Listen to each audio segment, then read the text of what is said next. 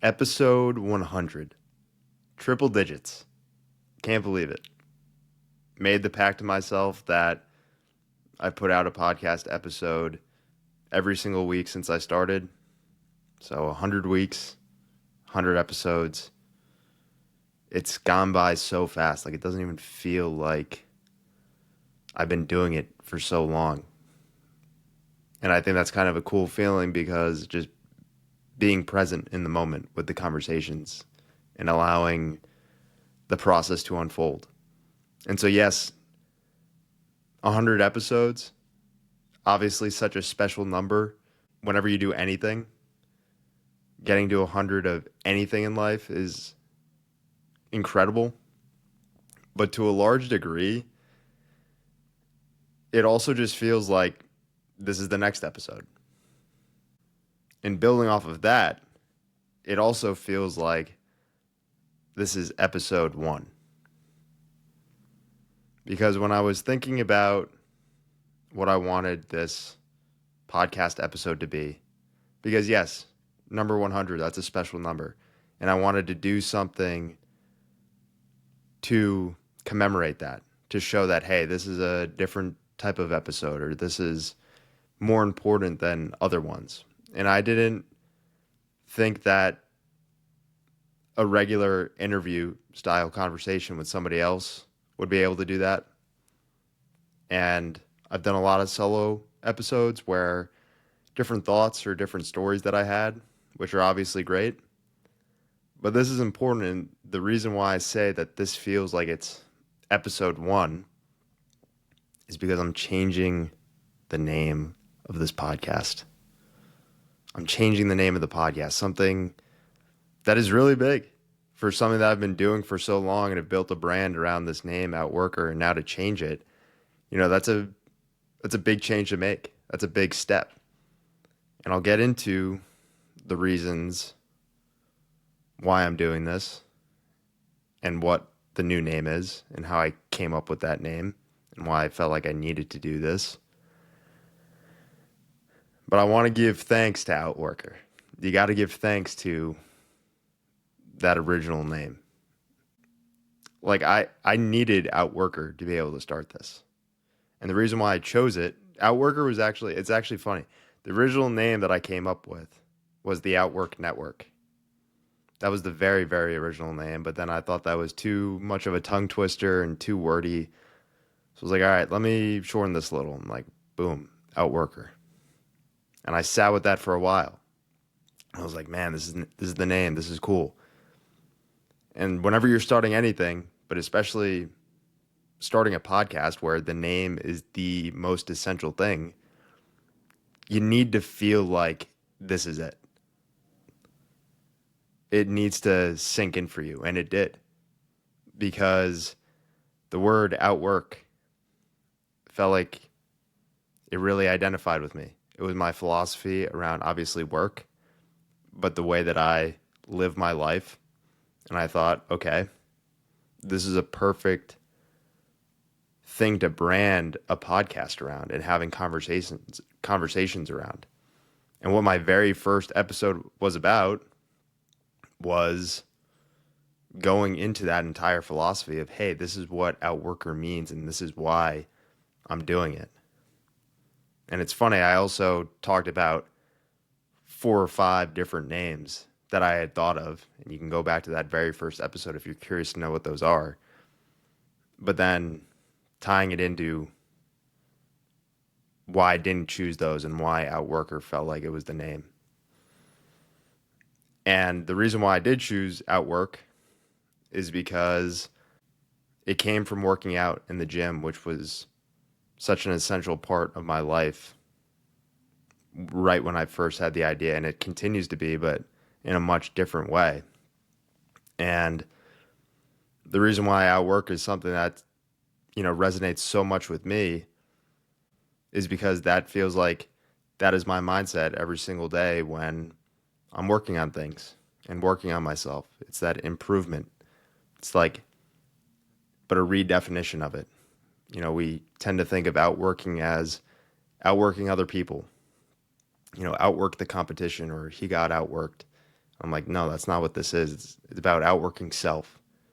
It's a totally individual internal process where you're focused on outworking yourself. And in a way,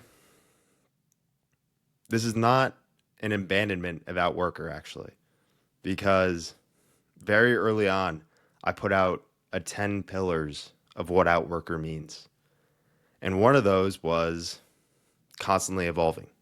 Because if you're constantly outworking, if you're constantly improving yourself, you're always in that state of evolution, of maybe not being able to see big stuff on every single day, but underneath the surface, if you looked under a microscope, there are small evolutions changing that will stack up that you'll be able to see over time.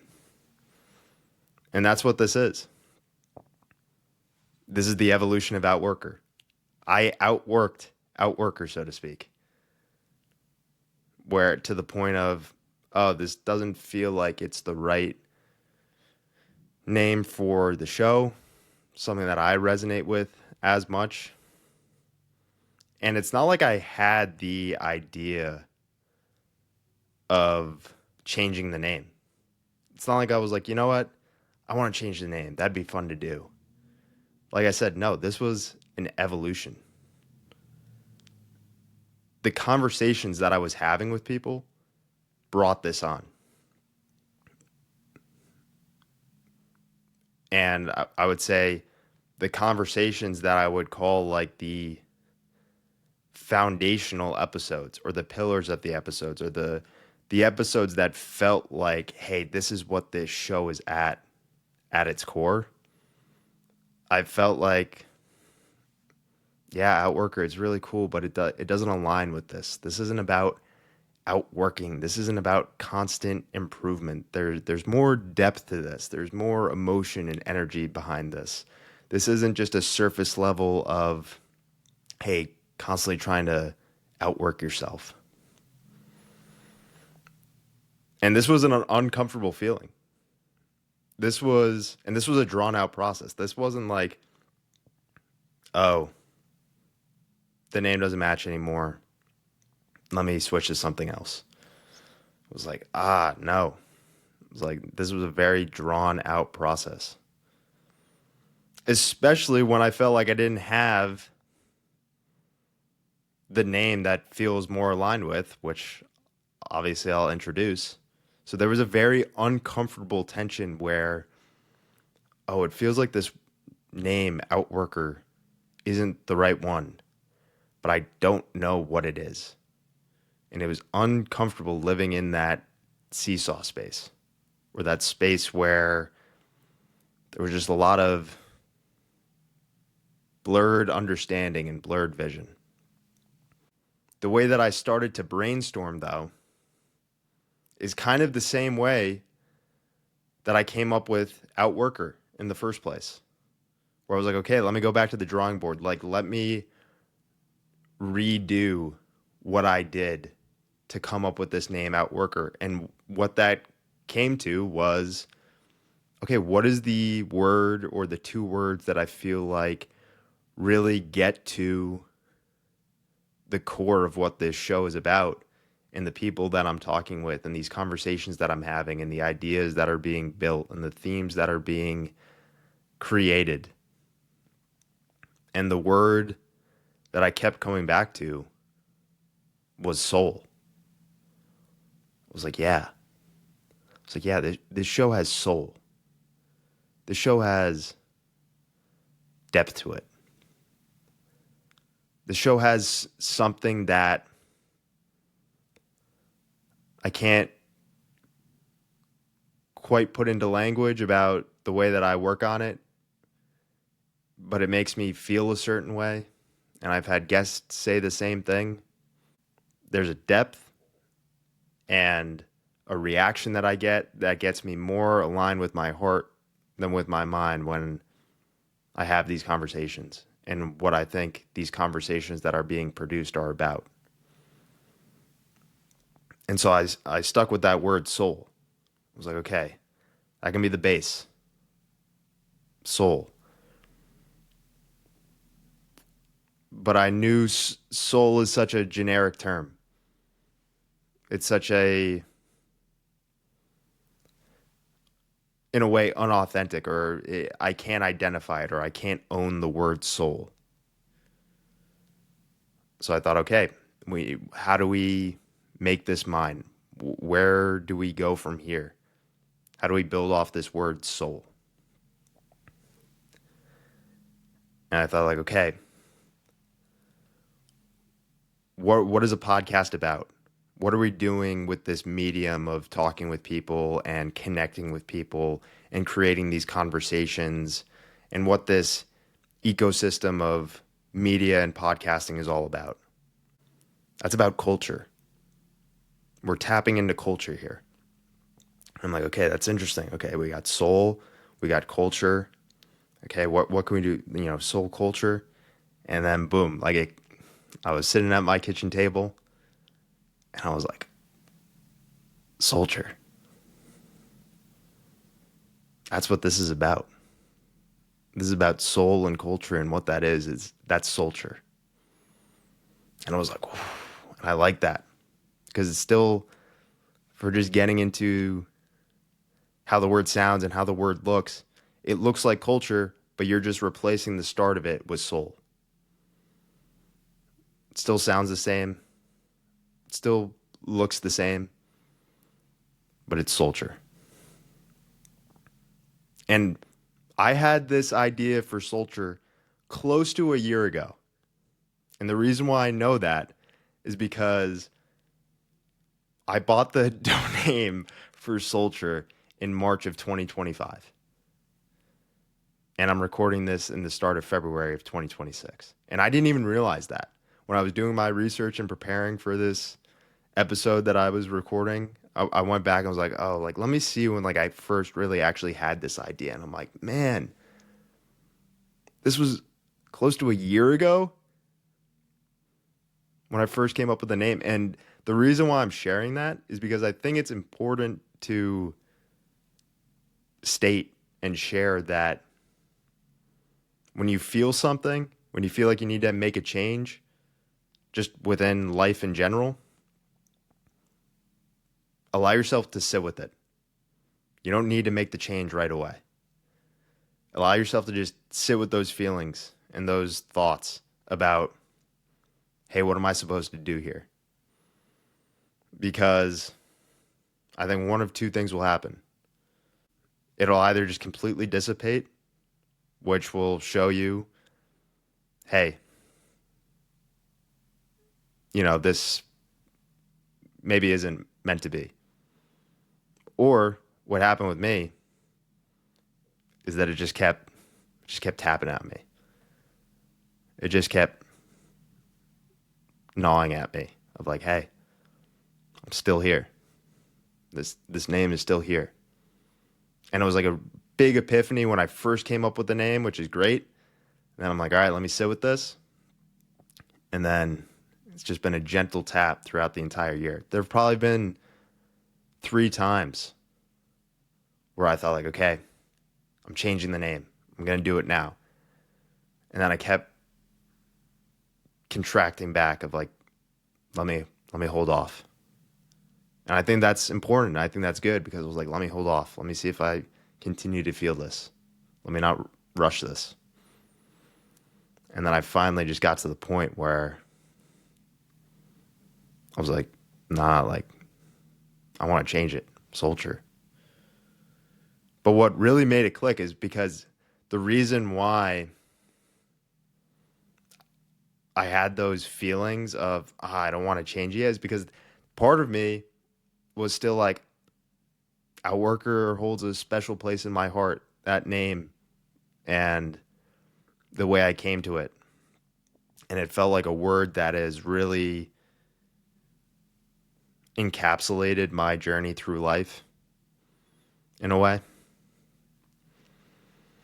But what made it click for me, what made me finally appreciate and realize of, hey, this is the right decision to make, is that I realized how I do something is not the same as what it is. Outworker and outwork, yes, that is a philosophy behind the way that I work, but it's not necessarily what the show is or what the show is about. Yes, like this outworker philosophy, that is what has helped me build this show and get it off the ground and be able to be in a place where I can say, I've done 100 episodes where the majority of those episodes are interviews with a lot of remarkable people within their fields. And the only reason why I was able to get that done is because of this outworker mindset of, hey, stick to your inputs, of constant outreach, doing good research, putting a good work into this. So that is the scaffolding around this show, so to speak. But it's not the actual building. It's not what's actually being built. Soulture is what this is. Outworker is how it's been able to get done so far. And that's what made it click for me. I was like, oh, okay. Yeah, I like that. And something that made it click for me even more, and it's probably because I had a different mindset and had different eyes on the show and the research I was doing on people, the word soul kept coming up and sticking out to me. The books that I was reading for the people that I would have on the show, or reading different articles, or just, whatever the type of content would be, the word soul was coming up a lot compared to the word outwork. And part of the reason why I also wanted to shift away from this is because, like I said, the reason why I liked Outwork and Outworker is because one of my main motivations was like, hey, I want to redefine what this means. Like, outwork doesn't mean comparing yourself to other people, trying to outwork other people. This is a internal, singular process. And what I learned through the show and having conversations with people and interacting with people about the show, that's the wrong game to play. Don't choose words that the mission is to try to redefine. Words have their definitions, and the world understands them that way. I would have conversations with people, and they'd be like, oh yeah, or like, I'd be having a conversation with two people, like, one of them I know who like knows about the podcast, and, another person who like I just met, and the person I know would be like, oh yeah, like if you want a good podcast, if you want to learn to outwork, Tim's got a show called about Outworker. And I'm like, like, no, like I don't like that. And the other sign to me, when people would ask what the name of the show is, I got to a point where like there's a small part of me that would like cringe when saying it. Like I'd feel like it's Outworker. And that's another sign that I had. I'm like, hey, like, dude, if it's making you feel that way to say the name, it's probably not the name to continue with. And like I said, that was part of the reason why I was so tough, because like I've built something. I've built 100 of something around this name. And so it's tough, but I got to the point where I was like, hey, dude, you got to get to a point where you just do it. Better late than never. You don't want 100 episodes to become 200 episodes, and you're like, all right, let me change the name. And getting back to the definition piece, so I was like, okay, find the words that define the show, that people understand what those definitions are. And it aligns instead of trying to rewrite words. And obviously, Soulture isn't a word. But when I was looking up what soul is and what culture is, what those definitions are, I'm like, yeah, that's what this is. So, I mean, if you look up what soul means in the dictionary, two different definitions. One, emotional or intellectual energy or intensity, especially as revealed in a work of art, or an artistic performance. That seems like what a podcast is, and that seems like what these conversations are. There is energy behind this. There is intellectual energy behind this that is being created into this product at the end of the day. We are taking this intellectual energy, we're bundling it up in a conversation, and we're saying, here, world, this is what that is. This is what soul is. The second definition, the spiritual or immaterial part of a human being. That is a part of this as well.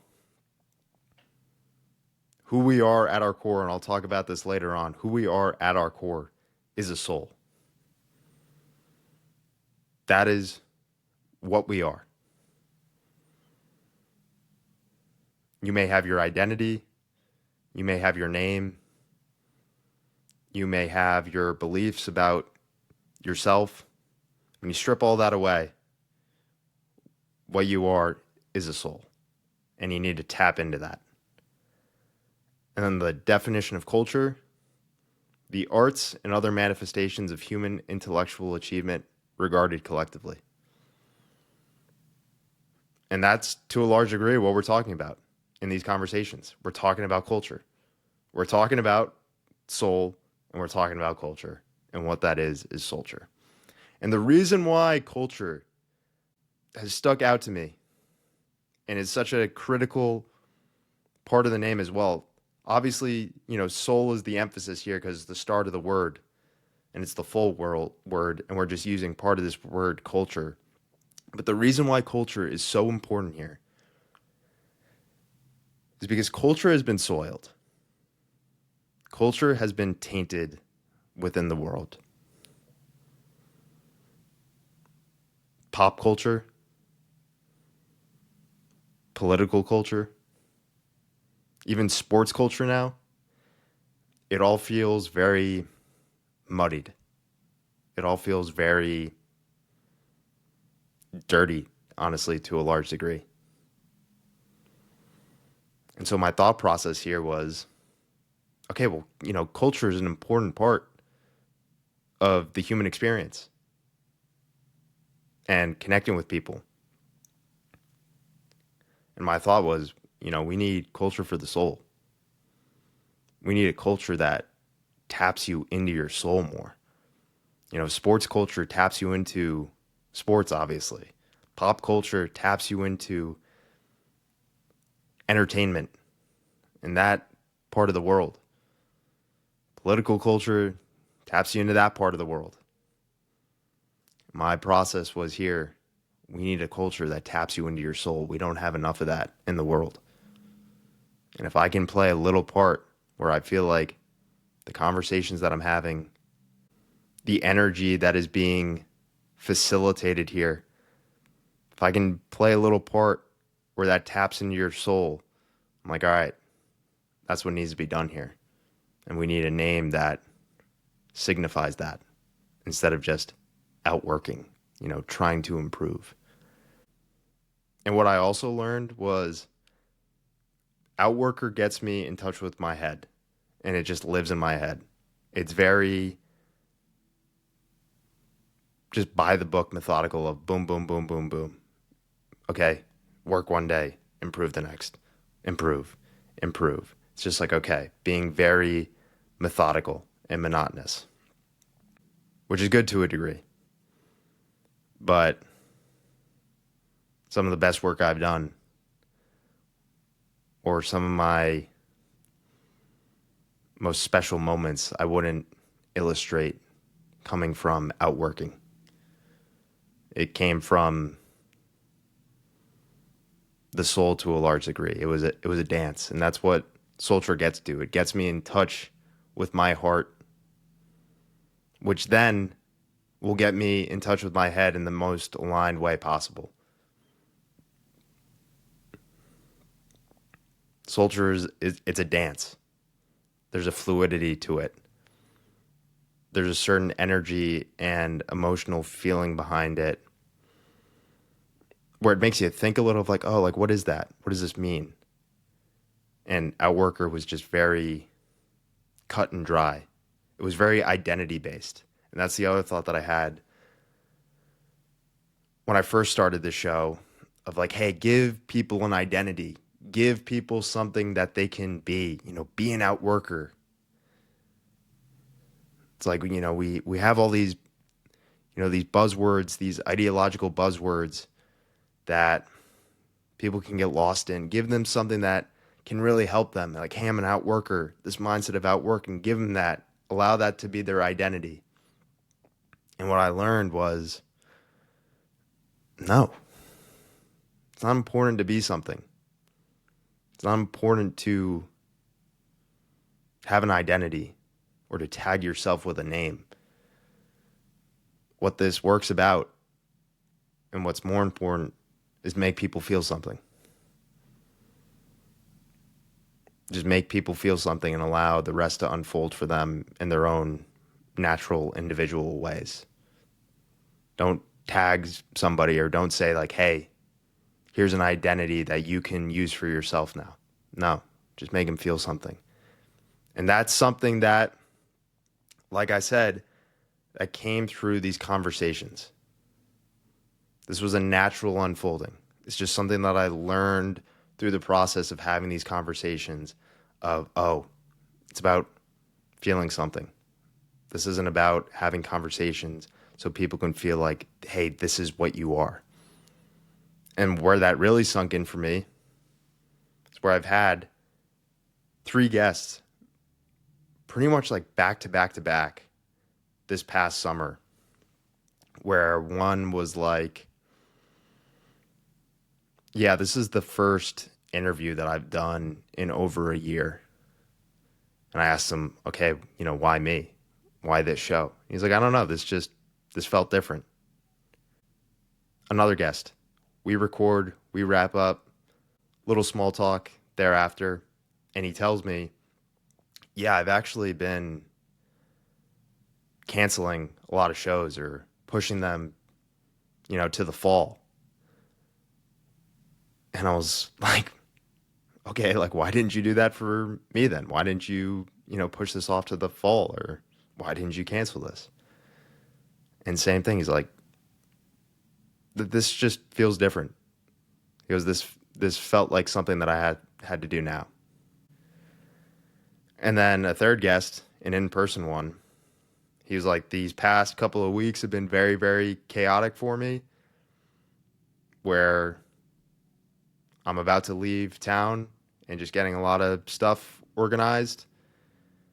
But this felt like something that needed to stay on the calendar. This needed to stay where it was. This was never an option to move around. And the common word there was feel. Wasn't think. It was like, this feels different.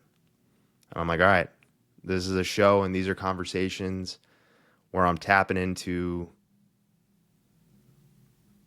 feeling. And that's what became what I realized what the show was about. Was, all right, I'm just trying to make you feel something. And how that's progressed now is it's, all right, I'm trying to make you feel Soulture. I'm trying to make you feel the soul behind the show. I'm trying to make you feel the cultural connection of these conversations. I'm trying to make you feel Soulture. Now, if you were to say, okay, what's that feeling of Soulture? What does Soulture mean? I would still say, well, I don't exactly know. You can't always put feelings into tightly formed definitions or very clear-cut language. Soulture feels more like a feeling rather than simply a word that can be defined, or like I did with Outworker. What is still at the core of the show, which has been here since day one, which I tagged as, I guess you could say, the main tagline of the show, or the main thesis behind the show, which is the relationship with self is the most important to develop, but the easiest to neglect. And that's what my mindset was Okay, let me create conversations that feel like, okay, if somebody's listening to it, it will allow them to develop that relationship with themselves in some way or another. And what I've learned and what I've come to appreciate is that I think self and soul are synonymous now. So the relationship with soul, or the relationship with your soul, is the most important to develop, but the easiest to neglect. And I believe that is so true. I think that makes even more sense when you put the word soul in there instead of self. It is hard to develop that relationship with your soul. I think it's really, really hard. And it's constant work. It's never like, oh, all right, yep, I'm good. I'm there. And what I think getting in touch with your soul means, it's a breaking down effect. It's breaking yourself down so you can become more. It's not a constant, building up, building up, building up. And I think that's what Outworker gets into. It's a constant, all right, build up, build up, build up, improve, improve, improve, improve, improve. And it's like, no, it's allowing yourself the space to remove what isn't serving you and to be broken down. And because I used to have, and this what is getting into this Outworker mindset, like I said, Outworker came from the gym basically for me. Like, oh, when I work out, I'm trying to outwork what I previously did. I used to view myself as a machine. And I don't think that's a necessarily bad thing. I think it's something that like really helped me and served me well at the time when I had that like belief system about myself of like, okay, I'm a machine. But as time has gone on, I've learned, no, you're not a machine. You're a vessel here. You're a soul. And I wouldn't have this idea for this name, or this focus on soul wouldn't be so important to me. Or these conversations that I'm having that feel like, okay, these are the types of conversations that I want to have.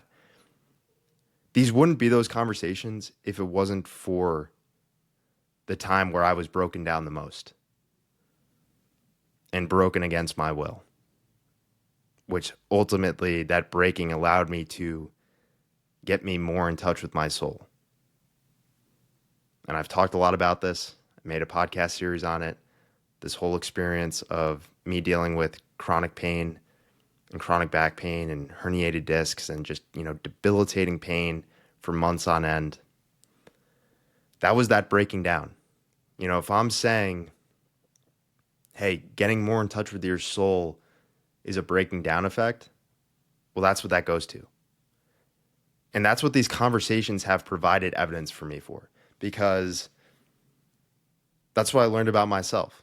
Like, okay, like I had this really trying time, this massive unwilling experience, and it ultimately got me more in touch with myself and showed me who I truly am. And so I had that personal experience and that anecdotal experience. And one of the hypotheses, or one of my curiosities for the show in these conversations was, do other people have that?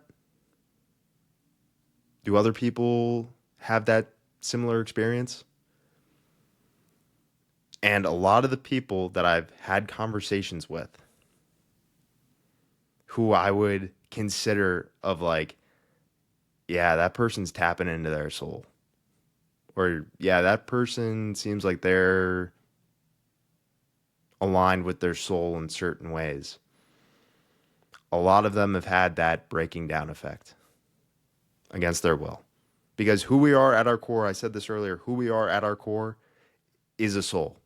When we come into this world, that is who we are. And then it is earthly humans who then give us a name, give us an identity, and as we continue to grow and become a part of society, that identity takes on the main force of who we are. That's who we believe to who we are. Like your name, the beliefs that you have about yourself, the things that you think you're good at, you think you're bad at, the insecurities about yourself, the stresses that you deal with. That's who we believe we are. That is what we identify with. And when you have a trying time, when you have that breaking down effect, what breaks down with that is all those things. That name breaks down. That identity breaks down. Those insecurities break down. All those thoughts and beliefs that you have about yourself, you just start seeing yourself with new eyes. And my belief is what is happening there is, oh, those cracks are allowing me to see through to my soul again now. And to a large degree, I don't know how somebody can willingly do that. That's one of the main things that I've always thought, like the positive effects that have come from that trying time of so much pain. I'm like, I would have never been able to concoct that myself willingly. I would have never been able to be like, oh, okay, so like I'm going to do this so that I can start feeling this way about myself and start seeing myself this way. I'm like, no, absolutely not. And that's why one of my main theses and one of my main philosophies is the ultimate benefit of unwilling pain. And this isn't me being naive, something crappy happens to you and it's like, hey, this is a good thing. This is really good. And it's like, no, this absolutely sucks. It sucks that this happened to you. But when you get on the other side of it, it takes on new life. It alchemizes into something much different. And what that alchemy process is something really tough just happened to me here. Doesn't feel good. I'm losing my sense of self. I don't know who I am anymore with this new roadblock in front of me. And that loss of sense of self turns into a good thing because that loss of identity alchemizes into a greater appreciation of becoming more connected with your soul. And where this word soul took on even more life for me, because I've become a much more spiritual and faithful person because of that entire experience. And to a large degree, when I had this new name, I was like, all right, like I need a sign, or like what's something else that can like give me further confirmation and give me further evidence of like, hey, this is the right way to go. And this is another story that I've shared a lot about, where I was, in church when I was still dealing with a lot of pain. And we say the line, Lord, I'm not worthy that you should enter under my roof, but only say the word and my soul shall be healed. And when we said those words, especially when said the word healed, I just felt this massive release of pain within my body. And the way that I describe it was, it didn't just feel like, oh, the pain in the moment went away.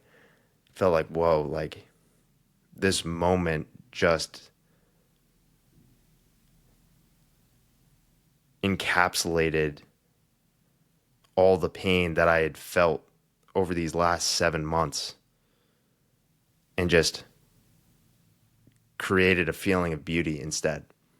And so I became so focused over the years on this word healed because that's when it happened. It's like when we said the word healed, it was like, boom. I was like, man, like healing has become a really important word in my life. And now it was probably 5 years later. I remember I was in Mass, reflecting on that. And I had this epiphany. I was like, dude, what's the other word in that line? What's the other word that you had never thought about in that line? Lord, I am not worthy that you should enter under my roof, but only say the word, and my soul shall be healed. Hadn't thought about it. Had been completely blind to it this entire time because that word healed had been so impactful for me that I had just been blinded by the rest of the line. I'm like, dude, it's been sitting right in front of you this entire time. Soul. So much time had passed. Would recite that every single week in Mass. And what this podcast helped me with, I needed to get to the spot in life where I could finally see that other word, soul. And now, what I also want to preface here is that this isn't, nothing changes with the types of conversations that I'm having. Actually, everything stays the same. The only thing that changes is the name of the podcast to Soulture. Because what I'm saying is, okay, all these conversations or these types of conversations are staying the same, and now we just need a more aligned name for it. And what's important to understand, and I think it can get lost a lot of time, being very higher power, higher self, spirit, faith-based does not mean turning into woo-woo, head in the sky. It's like, no, this is soulful and depth, but it's still gritty and grounded. Still outworking, like I said. The work behind it stays the same. That's the how behind it, but it isn't, what it is. And I think that's a good balance to have. When you're able to have that relationship with soul, relationship with, something bigger than yourself, and then tacking that onto in a very grounded way where you're able to embody that with the way that you work. It's a pretty special combination. It's a pretty cool combination where you feel like the soul and the depth behind that is what's driving you forward. That's what's allowing you to work in a way that is different from just outworking in the natural sense. And there's another thing that provided even, I guess you'd say, more evidence for me, or another sign. And this gets into the more of the synchronistic feelings behind why this was the right choice to make. 4 or 5 days ago before recording this, me getting prepared, like, all right, like, new name's coming. It's the new beginning. I got an email, just like an automated email through the newsletter. I got an email from my podcast hosting platform that served as an extra sign. And what it was about was changing the name of your podcast. And this is what they say. In today's world, it can feel like every opinion has to be final. But when something you've built starts growing in a new direction, it's okay to rethink what made sense at the beginning. If your podcast name came to mind while reading this, you're not alone. After talking with so many podcasters at Podfest, it's clear that some shows evolve beyond the name they started with. The good news is your podcast name can be changed at any time. A thoughtful rebrand can make your show easier to find and better aligned with what you're creating now. That's exactly what's happening here. And it's not a rebrand. It's an evolution. It's just something that naturally unfolded this way. And I'm excited to continue having these conversations with this name behind it now and this new energy that feels like, yeah, this is exactly what's being built here. This podcast has given me a lot, but that's also because I've given this podcast a lot, and I'm excited to continue to give to it, and I'm excited to receive even more in return. And yeah, it feels like a new beginning in a way. Feels like episode 1 now, but obviously 100 episodes. But like, hey, the number 1 is the only number in 100. So yeah, like in a weird way, it feels like episode 1 again. But it's a cool feeling. So with that, let me know what you think of the new name. Let me know what you think about my thoughts on this understanding of soul and culture, and now continuing to build Soulture. And I'll see you next Wednesday for the next episode.